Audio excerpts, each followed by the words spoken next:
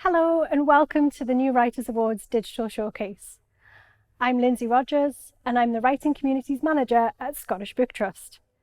I'm really excited to bring you some fantastic readings from our 2021 awardees, including short fiction, novel extracts, poetry, children's fiction and narrative non-fiction.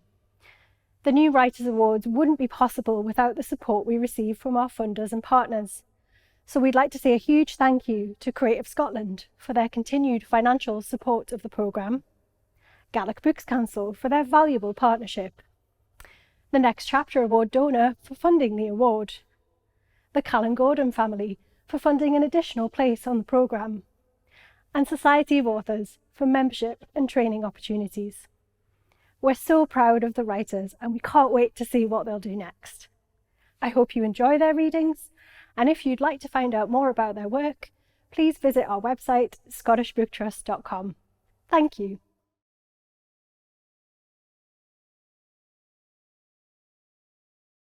Nasim Rebecca Asl, A Resurrection in Northwest Iran. Montbezergue splits threads in the Caspian sun. We hear again her rusted tongue speak, weave, and paint carpets Persian. Here again the lamb she lambed raise their heads at the sound of her song. Her Usari dances. She calls to a god who answers and cheers again Golgaz.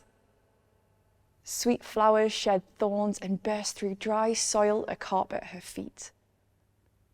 Sunlight holds her.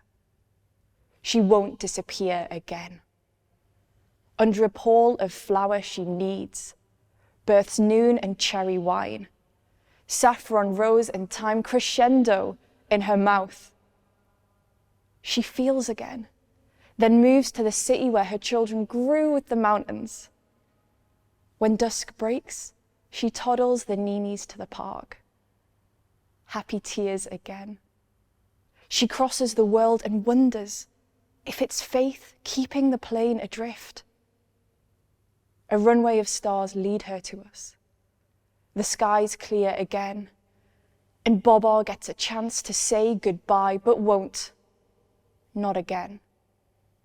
She makes space for me beside her on our living room floor and says, Nasim, Biarinja, come here again.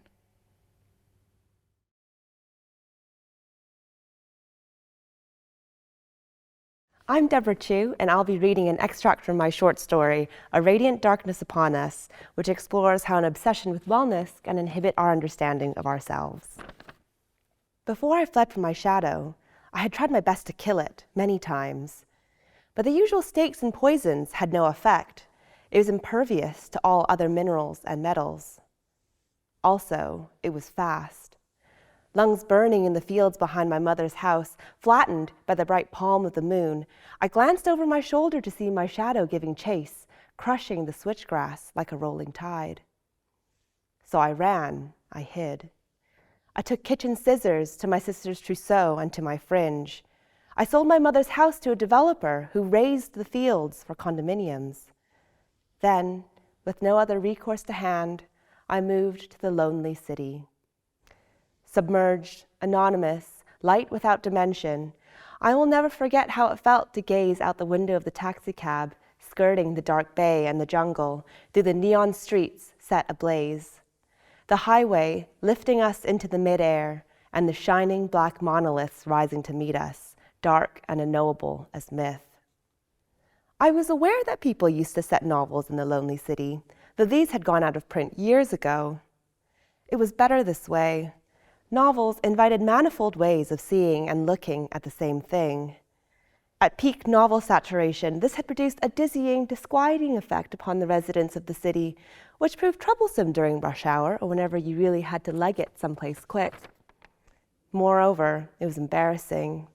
No one wanted to see grown men in floods of tears, or for a woman in her sensible flat heels to suddenly stop walking in front of an oncoming tram. So gradually, novels and their ilk were ushered out of public life.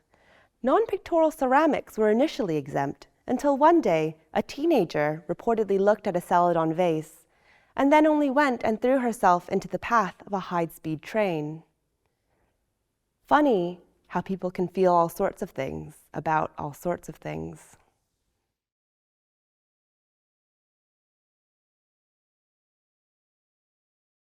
Hi, I'm Sally Costelloe, and I'm going to read the opening from my middle grade novel, Cloud Rider. Faster and faster, Livy urged Gemini onwards. Her eyes watered in the wind, her hair flew out behind her riding hat, her cheeks reddened with the cold. She rose out of the saddle as they cleared the small log and sped on down the bridle path.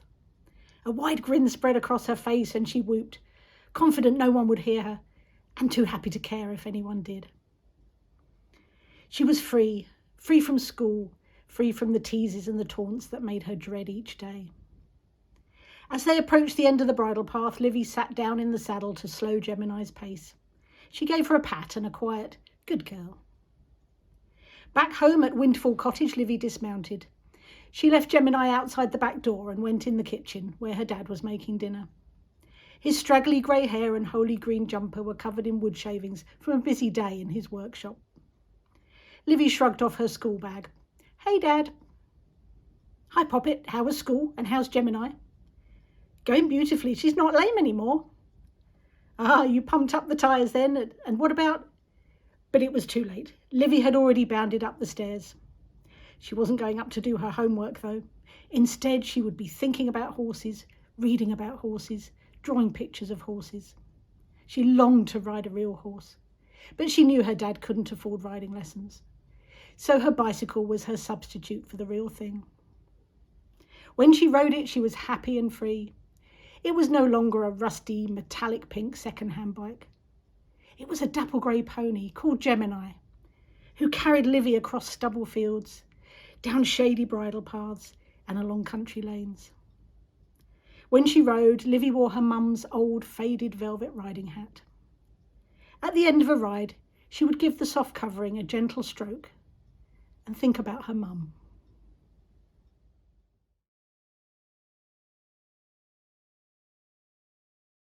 I'm Tim Craven.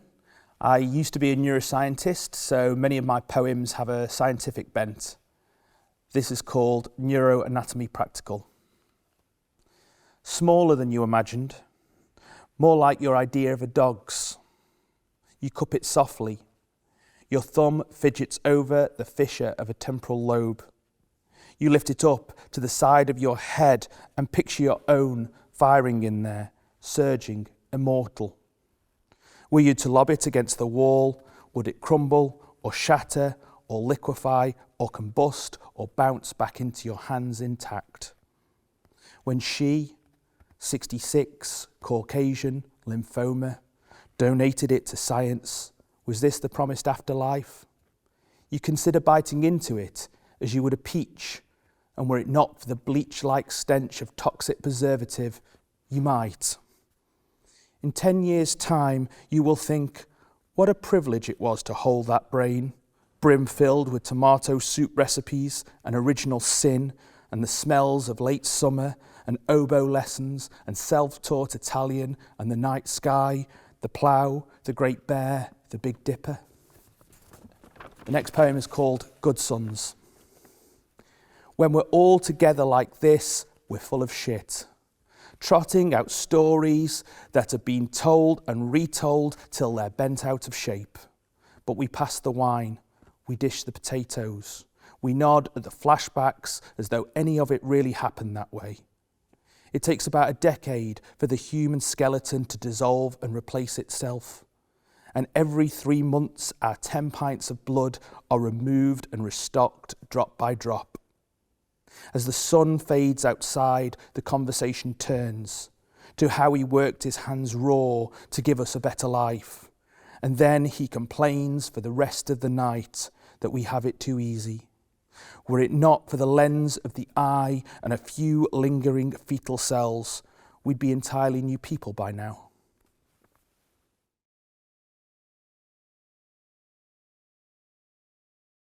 I'm Samantha Dooey-Miles. I'm reading from my story Happy Endings, which takes place on a hen night. This extract is from when Brad, the stripper, has taken his act too far. Despite wearing no clothes, he somehow has a tissue at hand for the moment of completion. The excitement his presence brought a few minutes ago has vanished, a stunned silence in its place. Brad bows and leaves the stage to a smattering of applause from people in the far corner who can't have been paying attention to his final act. Too late, Mandy starts to boo and shouts, "Pervert!" to the empty stage. Our group is subdued while we all absorb what's happened. No one can meet anyone else's eye. Our gazes all fixed on the tabletop, admiring the party poppers we set off when we first got here, the dilly boppers we took off when they started hurting our heads, remnants of a lost civilization. There's a necessary conversation we need to have about the violation we've all experienced, but no one wants to be the one who mentions it first. It's probably my job as chief bridesmaid to be the one who takes charge, so I say, the nightclub we're on the guest list for is open. Shall we head over? My words are like a starting pistol. Bags are collected, jackets put on, the last of the contraband vodka finished, and we're ready to leave within 60 seconds. As everyone moves towards the exit, I'm relieved we're all getting out of here, going somewhere, if not better, it cannot be any worse. Before I escape, I check nothing precious has been forgotten, no umbrellas or purses hidden for their absence to force us back here later. I stop. There's something next to our table on the stage, illuminated under the lights. It takes me a second to realise what it is. Brad's sticky tissue. We're okay to go. Nothing of any value remains here.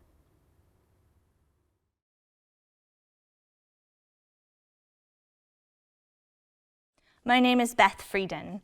First, I have a poem called Fis Fi in Gaelic, and then I'll read a poem called Yug, which is the 9th letter of the Ogham tree alphabet, and is a poem for the 9th month I was pregnant with my daughter. Yug is an old word for yew tree. This one I'll read in Gaelic and English. Fis Fi. Voich mi into the smee a coshach sa challe calri ma farentin, maar a niet na hjaan na sasa ri eiching is ri chlinching. Genown gun cheek na hjaan huchga, ach gun todd en kutch go lodda and fullish it. As seljerige gach smoothen smeerach. Again jemige gun join nach begunjach, ienen, drieligen, jedaken, bojak, beechen, skaligen, gadak, kjomduak, ian nettichi, ian skettichi, ian goudichi, ian saurichi, luchnen spudden, poetach, jonjen. Uitenin karstel ma farentin, go foskeltje rieschen jonjen. Jug.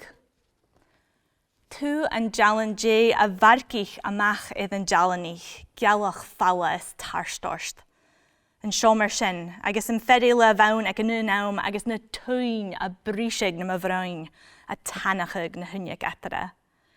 Ar crwyfig fic, a sheer hidig, biel a gopad, jalla jalasach, a smisha chudum. You, the butterfly who rode out on the lightning, blood moon and a thirst on you. That room and the other room that was there at the same time, and the waves breaking inside me, thinning the window between them. Our little grub, always seeking, mouth working, passionate leech. I am the feast.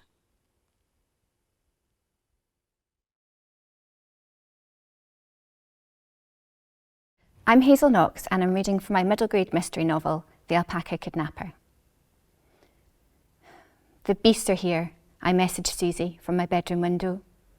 I'm looking down at the dilapidated farm, my new home, and a lorry's just pulled up. It must be the new residence, unless Mum and Dad ordered me a next day delivery bed. Unlikely. I slept in a hammock last night. The farmhouse is supposed to be fully furnished, but apparently that doesn't include an actual bed for me. I think longingly about my cabin bed back home in Edinburgh, with a constellation of glow-in-the-dark stars on the ceiling above and my fairy light strung underneath. I can see Mum and Dad hugging again, no doubt sniffing the air and taking deep breaths of nature. I trudge downstairs, almost stepping on the small cat that seems to have come as a buy one, get one free deal with the farm. Don't get too attached, little one, I say, stroking her. I'm not sticking around. There's no nipping to Starbucks for breakfast today. Instead, I put a bit of bread in the toaster and let out the biggest sigh of my life.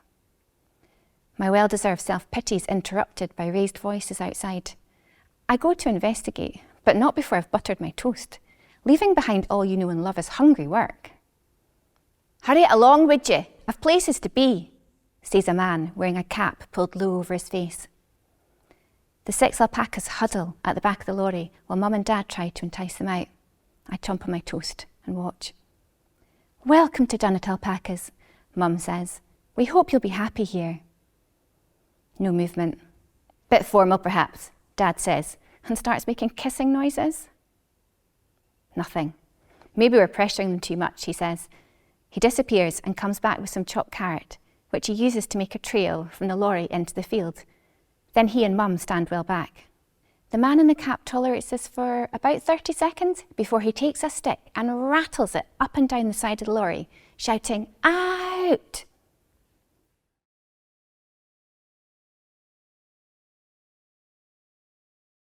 My name is Hannah Nicholson, and this is an extract from Magnie's boat. Magnie disappeared on a bright sunny afternoon in May, with only the lightest breeze in the air that had rustled the fresh green grass that made up the family's land near Gutcher, in the north end of the island of Yell. His sister Mern, who had only been 9, remembered the sky had been a brilliant shade of blue, with only the occasional white cloud, and the sun's rays glittering on the surface of Colgrave Sound, the long stretch of seawater between Yell and the neighbouring island of Fettler. Mern had never been there before, but on such a clear day she could see it from the front door of her family's Button Ben. She could also see Linga, the island that Magnie had told her about when she'd been younger. It was said that a man called Jan Tate had fought a bear in Norway as punishment for not paying his taxes, and when he'd beaten it, he had been pardoned and allowed to take it home. He left it on that island tied to a post. Magnie had told her there were still circles in the ground in the place where the bear had once been. Mern had been enthralled. Maybe she would get him to take her to the island next time he was off, and he could show them to her. Since the weather was so beautiful, Magnie had declared his intention to head out in his little rowing boat and fish for mackerel for the family's tea. He would only be on Bloomill Sound, the sheltered strait between Yell and Unst, another island nearby. He'd been in ownership of his vessel for around a year, having bought it with some of his merchant navy wages, and he revelled in his newfound freedom. "Can I come aff with ye?" Mern had asked Magnie. Magnie looked out of the window, then back at Mern, frowning. "I don't know the day, pretty wife," he replied, ruffling his hand through his youngest sister's long brown hair. "Another day, maybe." "Oh, all right," Mern sighed. Magnie smiled. "I'll come back with a good haul," he assured her. "Will it be like in Galilee that we learned about in Sunday school?" Mern wondered. "Better as young," Magnie said, winking at her. The two exchanged smiles. Magnie may have been 19 and the oldest of the 5, but he had always had a strong bond with his youngest sibling.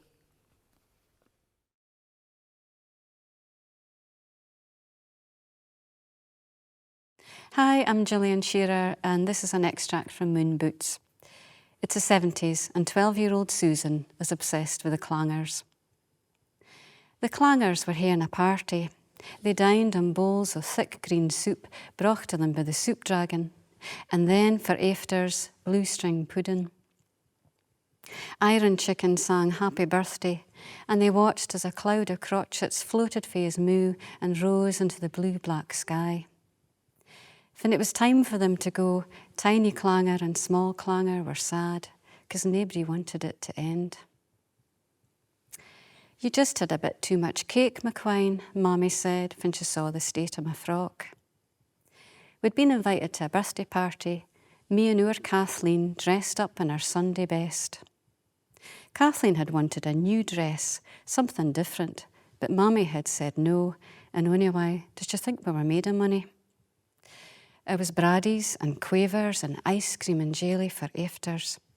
Piles of angel delights spilling out of fancy glass bowls, and a cake with Happy Birthday Claire piped out of the top of it.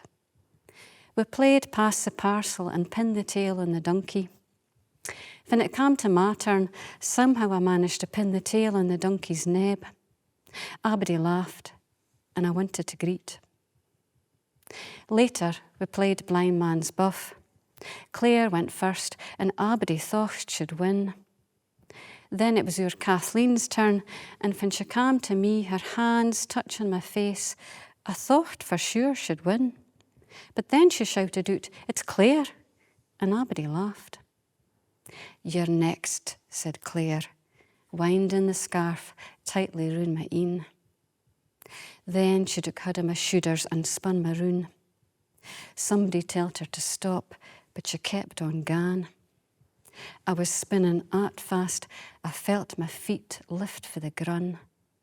And then it happened.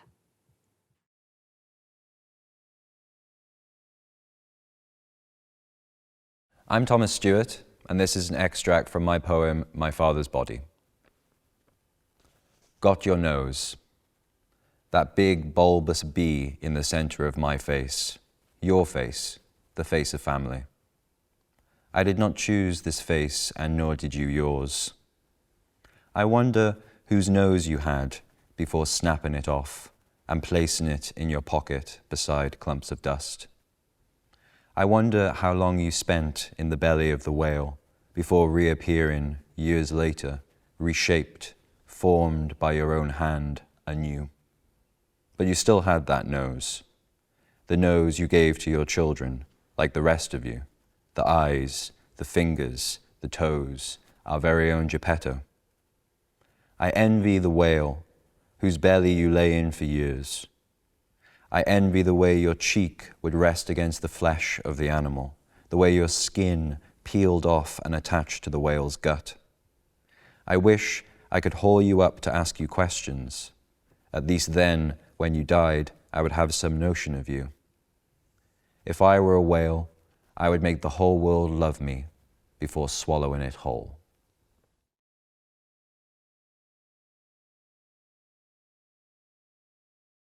My name is Sumayya Usmani, and this is the introduction to my food memoir, Andaza, Finding Freedom in the Kitchen and Flavor in My Hands, published in spring 2023. Burnt fudge, October 1977, Sea of Japan. Furious waves crashed against the hull as the ship rolled and pitched. The wind outside our cabin shook the steel doors and whistled through porthole crevices. A light flickered above Mummy's head. She was making sticky, impossible fudge, stirring butter, sugar, saffron, and condensed milk together while the ship swayed to and fro. Taking a pinch of saffron, she ground it between her fingertips. The crushed flecks looked like stars dancing on a caramel sea. The electric frying pan was on high, and the smoke swirled around the low metal ceiling of her makeshift galley. Meanwhile, I was holding on to my mattress tied to either side of the floor, my pink and white polka-dotted nightie soaked in tears. "Gogi," I wept. "Please come back, Gogi." My howling mingled with the howling outside. "It's okay, Somi. He wanted to swim back to his family. The fudge is nearly done, and I promise you, you'll feel better," said Mummy. She lowered the dial on the frying pan. The darkened sugar smelt like potent, freshly ground spice. She scraped the ball of singed fudge together, trying to save what she could. I continued to choke on my tears. "We will get you Gogi's brother when we get to Singapore," Mummy said, touching my cheek as she switched off the frying pan. Until a few weeks ago, I'd run on the decks with Gogi, sharing my hiding places behind foghorns and reading books, cuddled up with him on my hammock. I would play with him in the sandpit and tell him my secrets, sharing my cakes with him. As the captain's only child, I was allowed anywhere, and all the cadets on board humored me. I was their little touch of reality in an unreal setting.